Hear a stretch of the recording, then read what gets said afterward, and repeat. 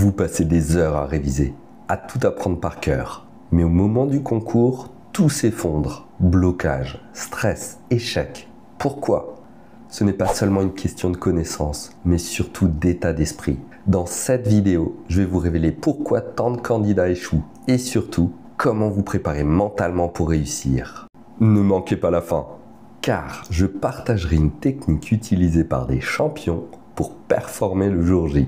Mais avant de commencer, je tiens à remercier chaleureusement Anaïs pour son message inspirant sous ma dernière vidéo. C'est grâce à des retours comme le sien que je reste motivé à créer du contenu pour vous aider.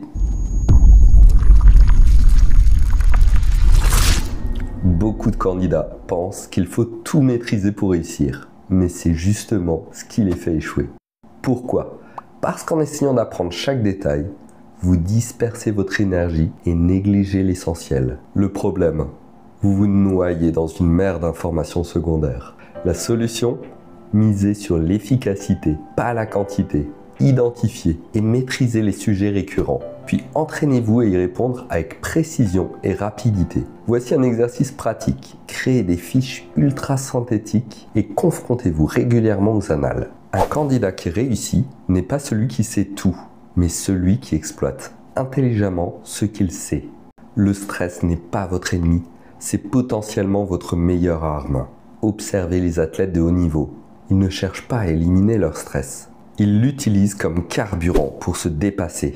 Il faut comprendre la différence entre le bon stress et le mauvais stress. Le mauvais stress paralyse. Il provoque la panique, bloque votre réflexion et sabote votre mémoire. Le bon stress, lui, est un stimulant puissant. Il aiguise votre concentration, libère l'adrénaline qui booste vos performances et vous propulse vers l'excellence au moment crucial. Voici une technique simple et puissante, la respiration carrée.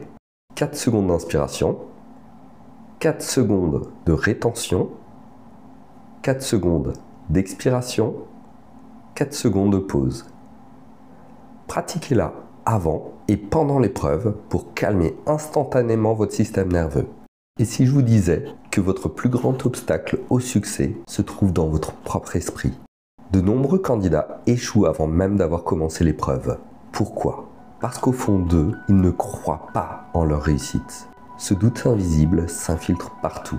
Vous vous répétez « je vais encore rater ». Vous repoussez vos révisions. Vous vous comparez constamment aux autres en vous dévalorisant. Ces pensées toxiques créent une prophétie autoréalisatrice qui vous tire vers le bas. Pour briser ce cycle, vous devez remplacer ces croyances limitantes par des affirmations positives et réalistes. Au lieu de dire « je vais échouer », dites « je suis préparé, j'ai fait le travail nécessaire ». Remplacez « je suis nul à l'oral » par « chaque entraînement me rapproche de mon objectif ». Ces petits exercices reprogramment littéralement votre cerveau pour la confiance et la performance. Voici maintenant la technique ultime utilisée par les champions olympiques. La visualisation mentale. Cette méthode consiste à créer une simulation mentale ultra détaillée de votre réussite. Fermez les yeux et projetez-vous dans une journée de concours. Visualisez avec précision l'entrée dans la salle, votre posture détendue mais alerte, votre voix claire et assurée, la fluidité de vos réponses et surtout la sensation incomparable du succès final. Ne vous contentez pas de voir cette scène, ressentez-la. Éprouvez la fierté, la satisfaction, le soulagement, comme si c'était déjà accompli. Votre cerveau ne fait pas vraiment la différence entre une expérience vécue et une expérience intensément imaginée. En répétant cet exercice 5 minutes par jour pendant les semaines précédant votre concours, vous conditionnez littéralement votre esprit à la réussite. Vous possédez maintenant les clés psychologiques que les candidats qui réussissent utilisent systématiquement. La différence entre l'échec et la réussite ne se joue pas uniquement sur les connaissances, mais sur la manière dont vous les utilisez et l'état d'esprit avec lequel vous abordez le concours. Le stress peut devenir votre allié, la confiance votre moteur et la réussite une conséquence naturelle de votre préparation.